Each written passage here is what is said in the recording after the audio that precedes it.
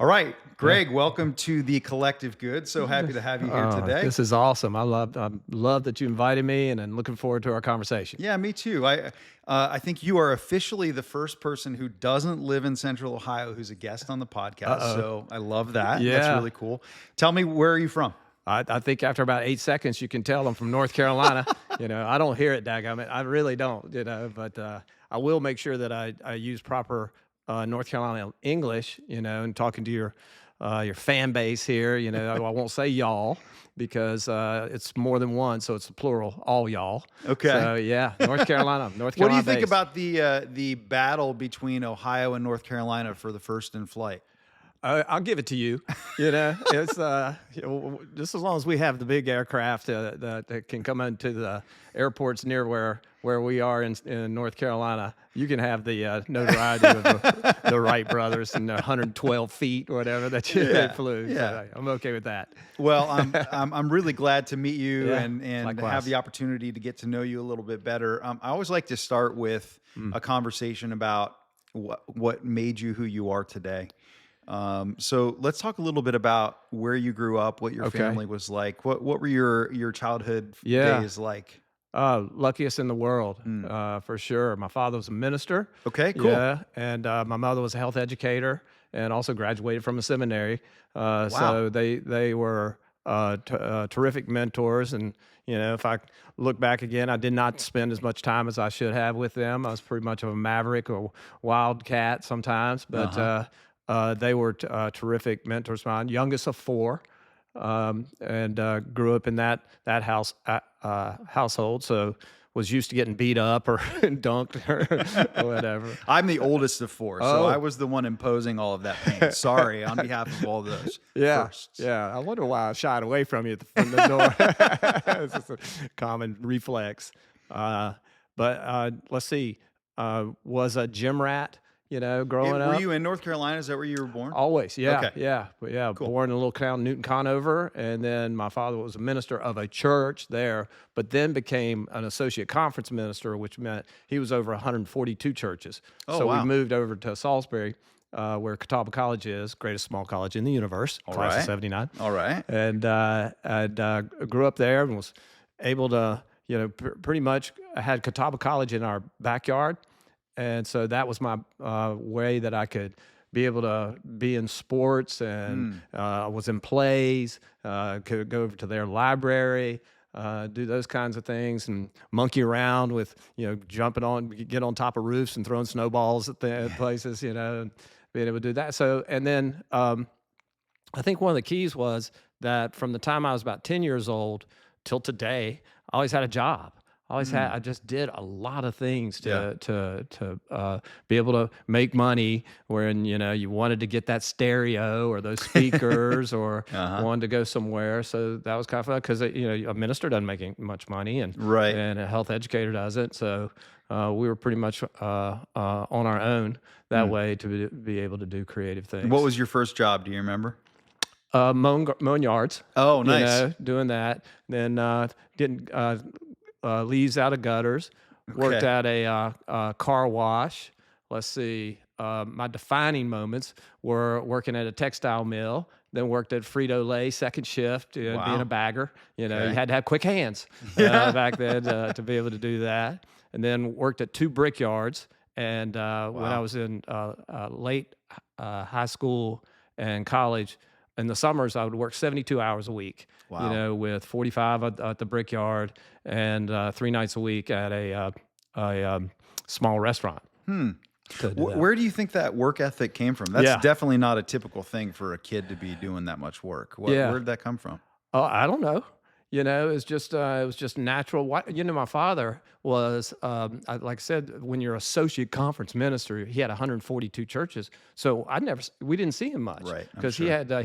he worked second shift, Yeah. to be able to go to the churches and help them with their, calling ministers, or he would be there for conflict resolution. Okay. A lot of Yeah. the time. So just watching him when he would come home at 11 o'clock and we would watch Benny Hill or Late Night or something like that to see what he would do. And then when I would see him in the daytime for lunch or something like that, back in that day, Jeopardy was on at noon, Oh, and nice. he could answer every single question. Huh.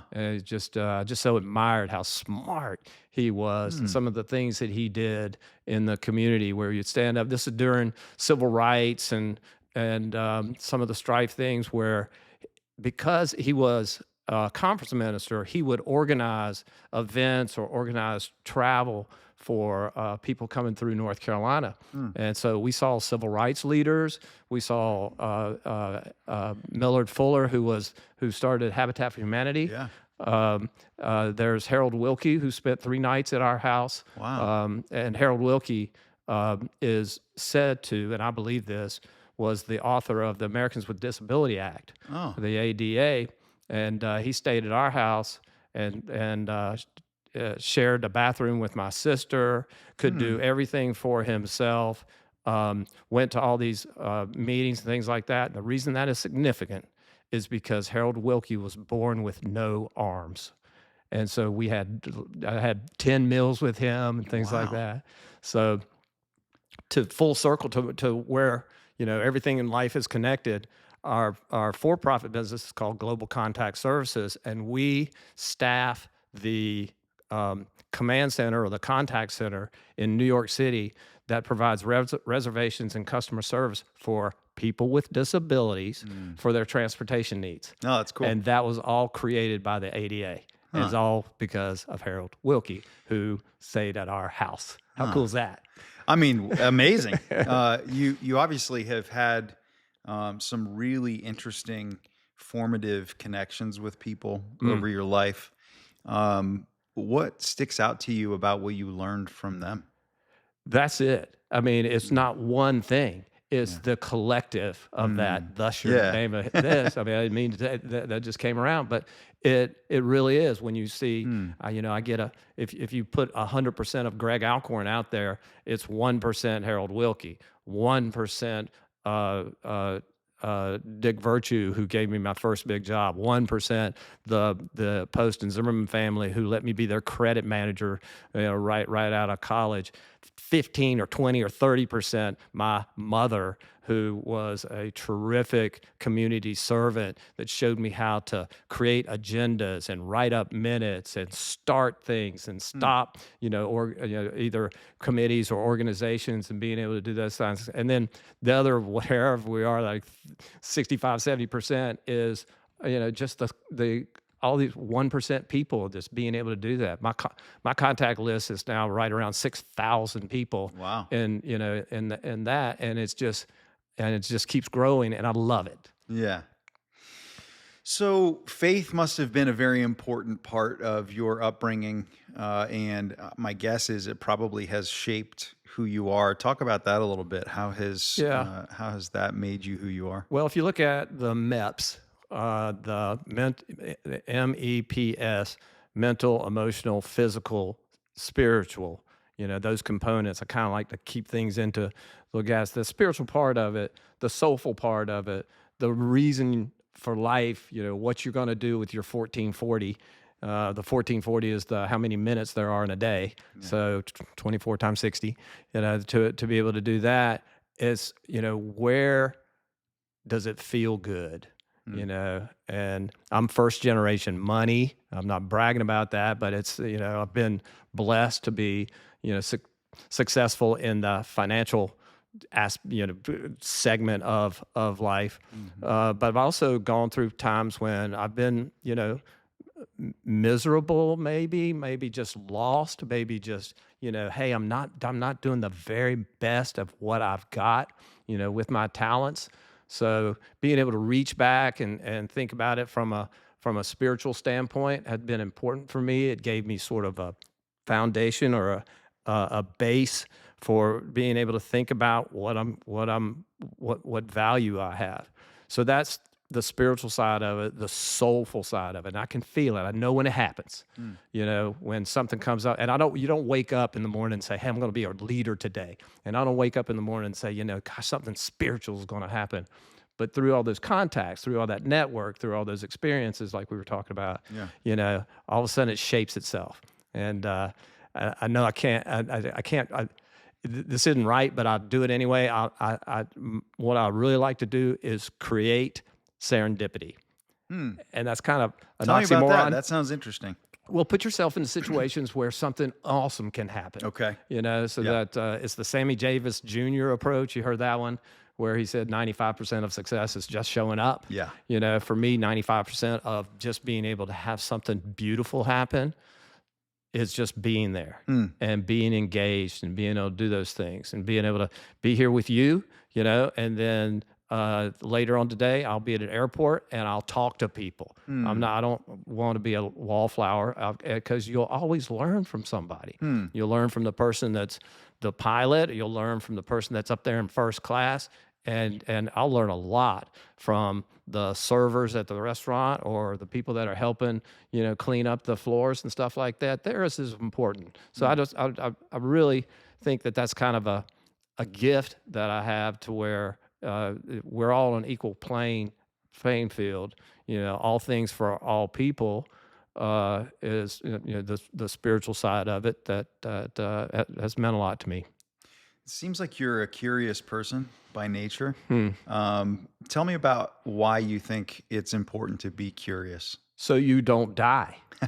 That's exactly. I love it. You just, that's funny that you should say that because that's what, they interview the 90-year-olds and say, what do you do? What's making it to where you just keep up going? And I would add another C to that yes, I like to stay curious and ask people all kinds of questions and learn as much as I can, but I also like to challenge myself.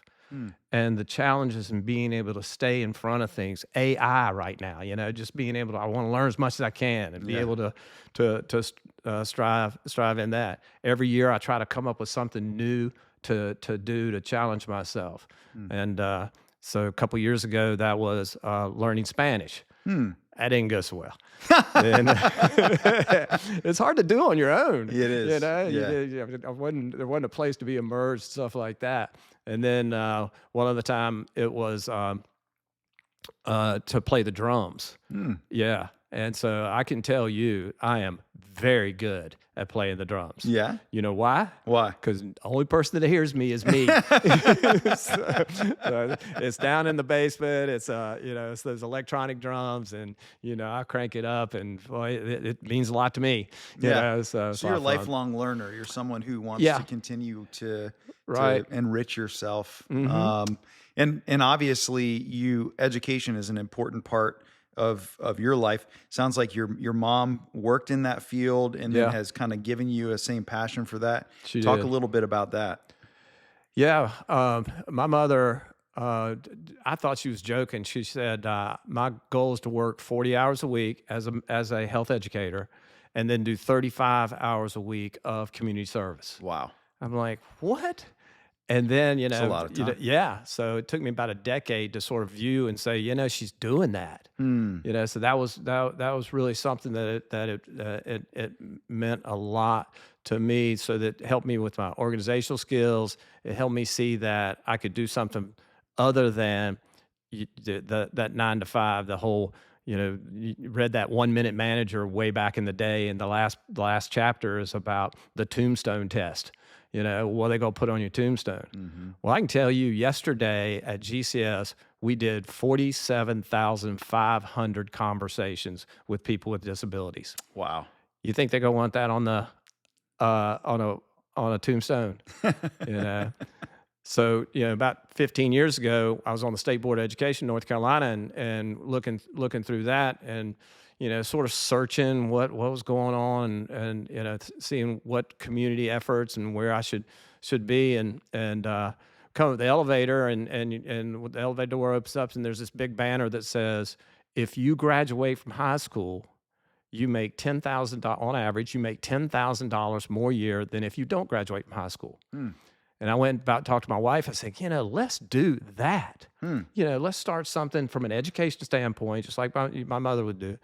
And let's move that needle. Because if you move that needle, I'm a business person, so I look at return on investment. I look at all these types of vertical integration and market saturation and continuous improvement and all the things that the buzz terms that you got. I'm looking at that going like, okay, $10,000 a year. work for 40 years, $400,000.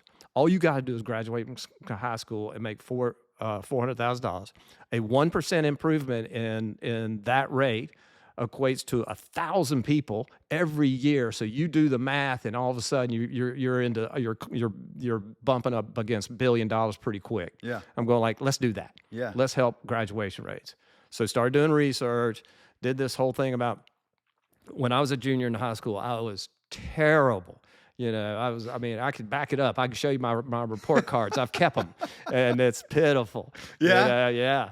And my brother came to me. He said, you're at a crossroad, and you may already be at a dead end because you don't catch up very easily when you're behind in school, and that really hit me that he was disappointed in me. And then my mother said, if you ever make the honor roll again, I'll give you $25.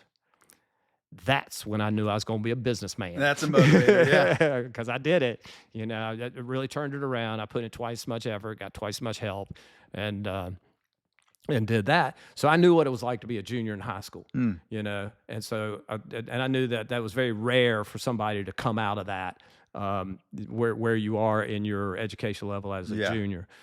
So Missy and I, my wife's Missy, looked back and said, well, let's do 8th graders. Let's help 8th graders because high school can be miserable if you're not, on it. You're not in the right group or those kinds of things. You don't have something going on. And then we look back and we go, oh no, let's start with 3rd grade. 3rd grade reading test. Hey, let's start with 2nd graders and get them ready for 3rd grade so they can pass this all-important 3rd grade reading test. Then we saw the 3 things that hit me the hardest were the 30 million word gap.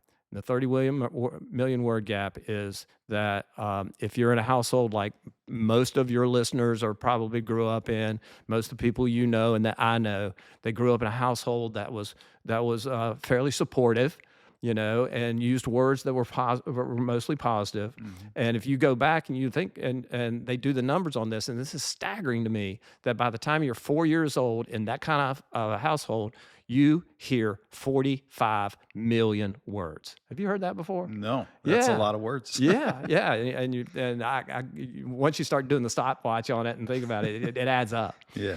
But conversely, if you're in a household that is socioeconomically disadvantaged, or you have not as much support as you want, they only hear 15 million words, and many of them are negative.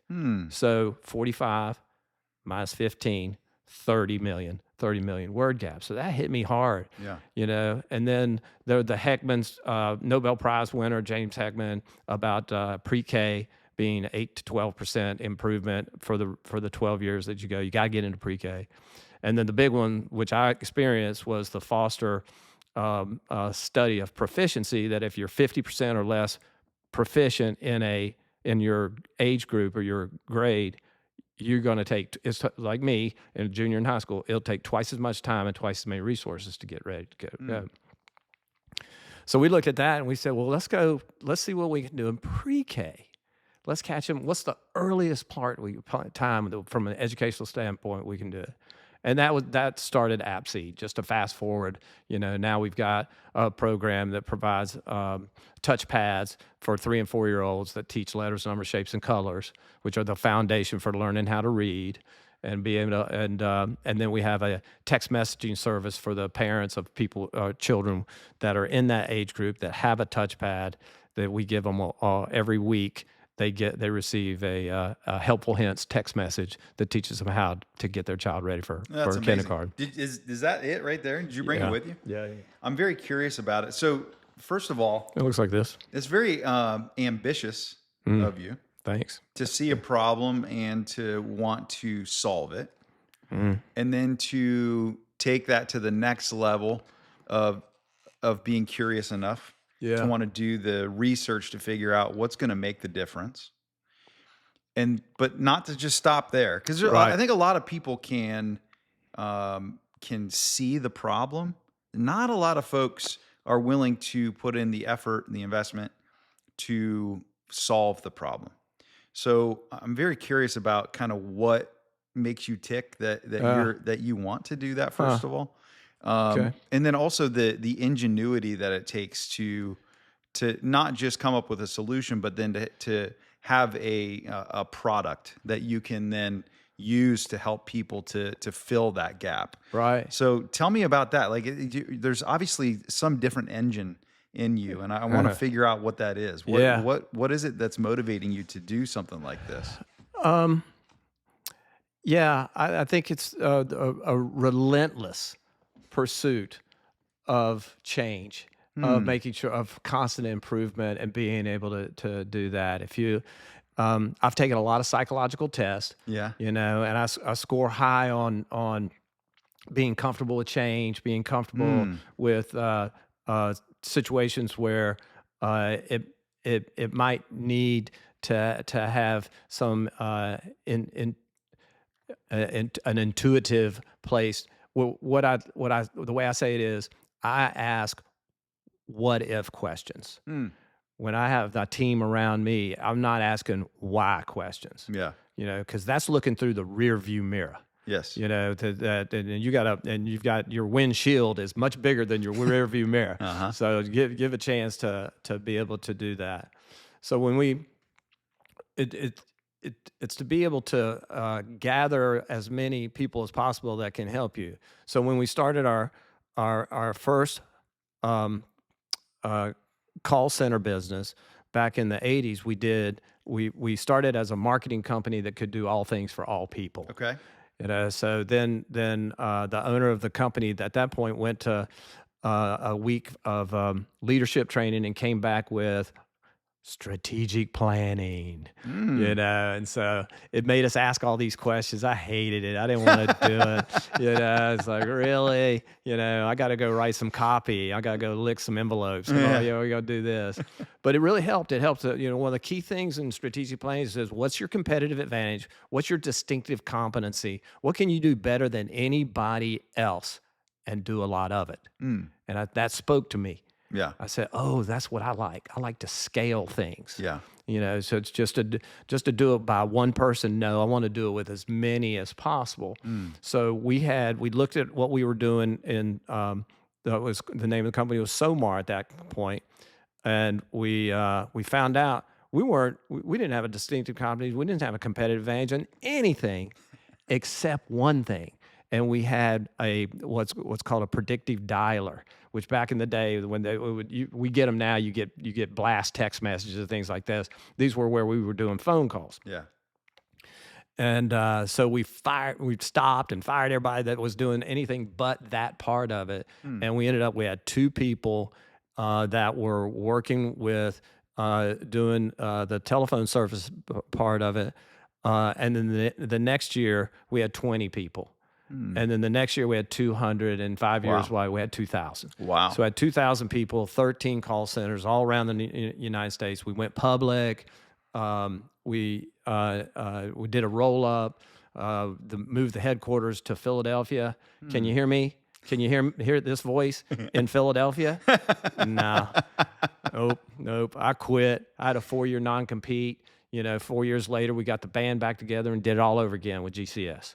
So Wow. I got the feel for it that, you surround yourself with people, know what you're, from a psychological standpoint, I know what I'm really comfortable with and I know what I can do, but I'm not comfortable with. Mm-hmm. So the details, putting together spreadsheets, doing the logistics for, 1,400 people from an HR standpoint, that's not me, but I can see things from a not really higher or level from a micro to turn into a macro process. I'll give you an example of that. Because I wrote a book about communication skills. You believe that? I love it. Yeah, yeah. But one of them was about how to show gratitude. Hmm. And in the call center business, did 47,500. Remember yesterday? So in those, what we've coached every single person in the organization do is to say, "You're welcome." Hmm. Because there was one time when I heard a recording of one call when the customer who has disabilities, elderly, poor, this profile, was overly thankful. overly, because our representative would say, okay, we've got you set up. We'll pick you up at Smith Street. And she goes, oh, thank you. Hmm. And our representative said, it was nothing. Hmm. It was nothing. And then he said, and we'll take you to the corner of 55th and 5th, by 3:00. She said, oh, thank you very much. And he said, no worries. Thank you, Australia. No worries. 2 negative words. And then it went on and on, it was, he would say, oh, it's just my job and things like that. And we reflected on that and said, what's the power? The power of saying you're welcome. Hmm. Because when you say no worries, it was nothing or things like that, that's diminishing the thank you. Hmm. So the words "you're welcome" does that. It raises up the what the person is doing instead of diminishing it. And so something small like that. That's a micro. Sounds like a micro, right? Not when it's 47,500 times. Yeah, that's big scale. So it helps create an atmosphere for a conversation to be more grateful. So big impact through small but major cultural changes. I hear that. That's great. I love that. I'm a firm believer that every macro change is really just thousands of micro changes. There you go. Me too. And you obviously have applied that Yep. to this challenge of school readiness through this AppSeed. And I'm so curious. You got it sitting there. Tell me about how did you develop this thing? How are you actually manufacturing it? Like, I'm so curious about what it does, how it works. Tell me about it. This was when we first started looking at what we wanted to do for people in pre-K. It took 1.5 years of going around and asking people and being curious until one day I went down to our IT department, information technology department, and where we had about 20 people, and 3 or 4 of them had children that were young, and one particular fellow, Eric Lipscomb, his 3 and 5-year-old had a Kindle Fire. Yeah. And so they were showing me what to it, and I went, "That's it. That's what we want." To your point about iteration, or lots of little things. It was serendipitous. We weren't planning that. They were sitting there and working with theirs, and that became our R&D department. Yeah. So we just watched them. So we went to Amazon and Kindle, and we said, "Hey, will you help us do this?" They got really into it. Yeah. And said, "Yeah," but they couldn't figure out. We just eclipsed 37,000 children that we have helped with this. Great. But the first 60 were done with Kindle. Okay. And then they couldn't figure out, every 45 days it would go dark because it was looking for a credit card. And they couldn't fix it. They couldn't get that off of there for us. We like to say we fired Amazon. To the point of the business side of it, we became vertically integrated because we had a group. Remember, I mentioned that IT department. Yeah. Well, they wrote a 6-page spec sheet for how we could build our own. Oh, cool. Yeah. Then we found a manufacturer that worked on our design only, so that we were going to do that part of it. So we got the design, the manufacturing, and then we pulled in a distributor method that we had in North Carolina, which is another terrific story. It's a vocational opportunities group with adults with mental disabilities and things like that. Oh, so it's just feels so good to be able to do that part of it. Then we mapped out all the logistics part of it. Then we made sure that we were doing with the touchpad. We found a nonprofit that could help us with finding the apps to work on it. So we were more of a consolidator. Okay. Doing that. There was one day of January 29th, 2016, where a few months before that, Apple Computer had found out about us, and they brought in 6 consultants or professionals that did nothing but help with startups that they knew could scale. Huh. Yeah, because we wanted to put this on the after the Kindle thing, we wanted to put it on an Apple iPad. Yeah. So they helped us. So we had 40 people in a room of designers and educators and these people from Apple that helped create, back to the strategic planning, helped us create that roadmap for it. Turned out the iPad was too expensive. The Kindle couldn't work. We built our own, and the rest is history. Okay, so you have a proprietary product that you have actually created. Yeah. Even the hardware. We call it, we think it's an albino unicorn, so to be able to do that. We haven't found anything like it. That's great. The thing about the touchpad is that if you don't touch it, it goes dark. Okay. And it's unlike, it's 14 apps that teach letters, numbers, shapes, and colors with about 100 games behind those apps. Okay, so it's like gamified learning. Yes, okay, yeah, cool. yeah. Learn by play. Nice. Which is great for kids. Kids love to play, and they love these things. They love devices. Right. Now, here's the big deal about it. It doesn't have Wi-Fi. It doesn't have internet. It doesn't have a camera. It doesn't have a keyboard. It follows the child around. It can't, Uncle Billy can't, break into it and search for insurance quotes, so it works out that way. It's got a protective case. We have about a 5% break, 95% go there. It's, there is no such thing as a 2.0 on letters, numbers, shapes, and colors. So a child can use it. It's got a half-life of about a year for the child, because in a year you can learn your letters, numbers, shapes, and colors if you use this on an ongoing basis, plus all the other things you do. So that's really cool. Works out. So it doesn't require regular updates. It's locked.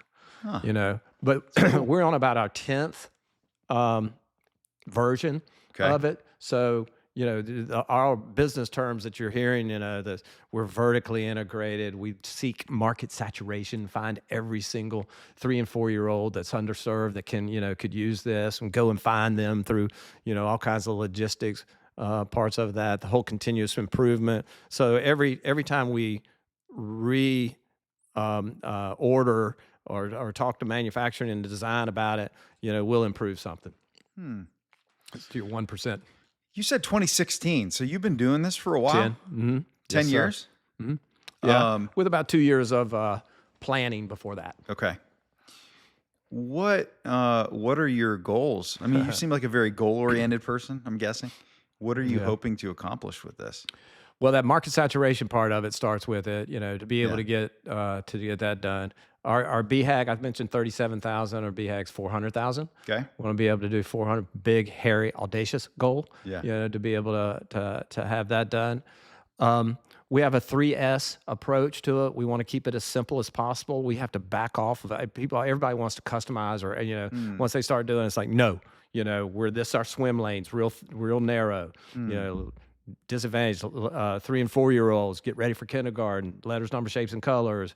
Their byproducts of that are social and emotional, managing expectations, putting together routines, things of that sort. But our primary is to get that letters, numbers, shapes, and colors going. So the first S is simple.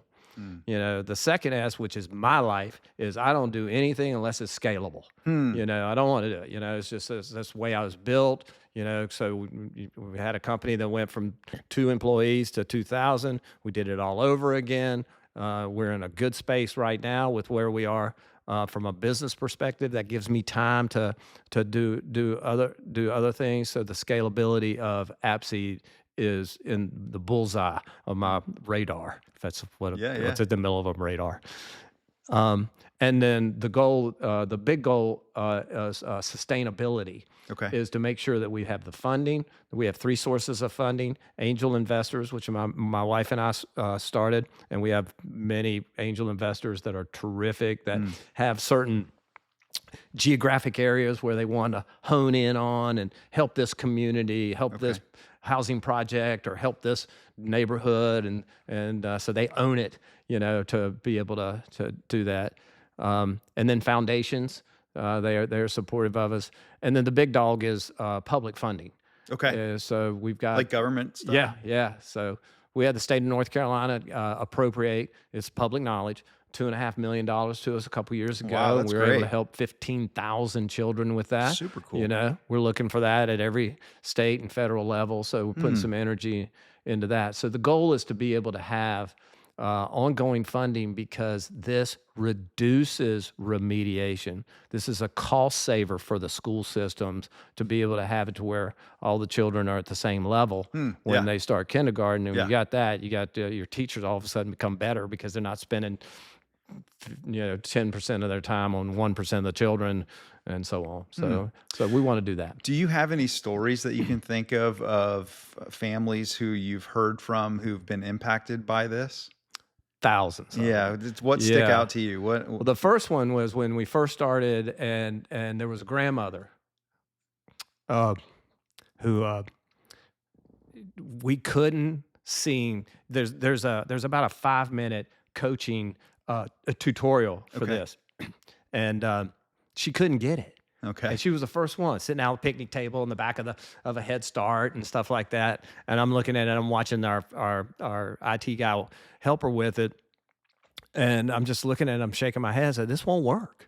Huh. We can't do this. You cannot scale something that takes 15 minutes to have every single, child's caregiver be able to do that. And, so it sort of hurt. Hmm. A week later, she comes to our office, and comes up and says, I got it. This is great. And guess what? It's teaching me how to read. Huh. Ugh. Beautiful. It's like, wow. Wow. So that's stuff that just she'll shake you up, and you're just like, gosh, this there's Wow. there's a God moment there, Yeah, So amen. to be able to stay with it, just stay the course so that you can be able to help as many people as possible. Hmm. That's How one. does it feel to be able to make that kind of impact on people? Yeah, it's inspiring. Yeah. It's validating, if you will, of Yeah. what we're doing. I've got an ego, so I admit it, so it's where it's that legacy, think that and I want to do this for another 24 years. I've written it down. I know when I want to, work full time, then I'm work part time, and then I'm gonna die. So if you write it down, you got all that stuff. 76, 84, 94. So be able to do that. So I've got time. But I'm still in very much a sense of urgency to be able to do this. Hmm. Does that help? It's beautiful. Sure. Um, Yeah. You've talked about your wife a couple of times. Mhm. Tell me about what it means to you to have a partner like that in Yeah. this. Yeah. I mean, you're married for 35 years, same, terrific children. You got That's a great. really solid base there. So that base allows us. You talk about the iterations or doing things 1%, or just doing all the little things. That gives us, clarity. Hmm. So she's very supportive of this. We've got other initiatives. We're trying to combine our church with the local college to be able to have that as one. So that's an initiative. That's what we're curious about. That's a challenge, for us. We've got now grandchildren. That's a challenge. That's something we're curious about.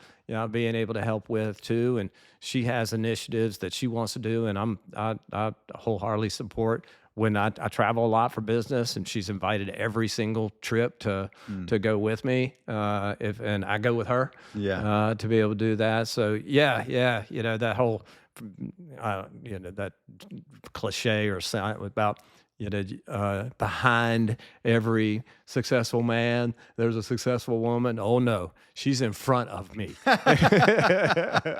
not beside. That's a good partner to have. Yeah. Very supportive. 35 years, huh? And you've got grandkids. What's it like being a grandfather? Yeah, it's terrific. I can't. Our children, our adult children, they don't even get to finish their sentence. Do you mind if we bring? Yes. Yeah. Yeah. What a gift. That is Yeah. such a gift that you can give and also receive. Yeah. And I'm so thankful. My parents live about 20 minutes away. They're Nice. very involved in our kids' lives, There you go. and I find that to be one of the most enriching things. That to me, it's kind of sad that doesn't happen all the time. Yeah. What does it mean to you to be able to be involved in your grandkids' lives? Yeah. Oh, it's fantastic. I mean, if you can see my watch here, my watch has a sticker on it. And so I have no clue what time it is, because the sticker is taken out. It's because our granddaughter put that on there, Huh? and I told her I will never take it off, and Oh, I will think about you all the ah, time. that's so sweet. So it's I kind of love fun that. That's really cool. be able to. So just seeing things like that, and she's part of the R&D department Yeah. on this as well, and we've got another beautiful 5-month-old and another one on the way. Ah, I love it. So it means a lot to sort of it brings the family tighter together. Hmm. And our in-laws, we love them. We're so fortunate to have that kind of Yeah. relationship that you can come. So it's a real gift to keep negative energy. And this is where it's taken me a long time to learn how to manage stress, or avoided communications or things like that can burden your emotional self. So and now I feel like I'm past that. I Mm, feel like I can get that done because that makes it to where I can focus on the positive things more often. that's You awesome. know. Okay, last question. I always like to end with thinking about what kind of legacy you want to leave. So you said you want to do this for another 24 years. Yeah. So let's just say, let's fast forward 30 years from now, Okay. and you're sitting with your great grandkids, Okay. right? And you're looking back on your life. Mm-hmm. What legacy do you hope that you leave with people? What do you want them to remember? What's that Yeah. stickiness that they want to have with you? Yeah. Generational change. Hmm. Generational improvement for a generation of children that otherwise would not have had that chance. Hmm. And to do this with time, talent, treasure, that being able to help in ways that we can um, get that group of that generation out of poverty, more supportive, Hmm. being able to help that. And to do that, I mean, I'll let you make up the numerics on it, but for me, that whole market saturation, I was 400,000 children. If we can take 400,000 children and get them to where they are self-sufficient when they grow up, where they provide more opportunities for education than they otherwise would not have had. I was listening to the guy who started Lululemon, Chip Wilson, who said, I have a different definition, but I use the definition of leadership is to create a future that otherwise would not have happened. Hmm. And That's cool. that I like spoke that. to me, that it's like, okay, that's something I'm trying to do, create a future for a group of a whole lot of children that otherwise would not have happened. That's beautiful. How can people get involved with what you're doing at AppSeed? Yeah, it's real simple. AppSeed is spelled with one P, Okay. APSEED Okay. .org. Go look at the website. It tells everything. And if if you have a group of children that you think would match up with this, let's talk about it. As far as it all starts with the funding. Okay. There's really like five things to ask a funder. Is like, okay, how much money do you have? These the cost per child is $230. So you multiply. If you have $23,000, you can help 100 children to be able to do that. Where do you want to do it? Hmm. When do you want to do it, and how do you want to do it? We can help walk through all that, and then just take off with it. The distribution points are places like the WIC program in the health department, WIC, Women, Infant, Children, Head Starts, child care centers, pediatric clinics, wherever two or more are gathered. Yeah. Yeah. We want to be able to do that, and then just the families, just being able to support the families. So That's it's pretty great. easy. So it's the website. It's also self-serve. That's very good. Well, go check that out. Support what they're doing. Really great to be able to meet you. And Yeah, you too, I'm Ryan. truly inspired by the work that you're doing. So Thank you. thanks for coming on today. Really Thanks for appreciate having. it. I've enjoyed it. This was awesome. Appreciate Yeah. what you do. Thanks, man.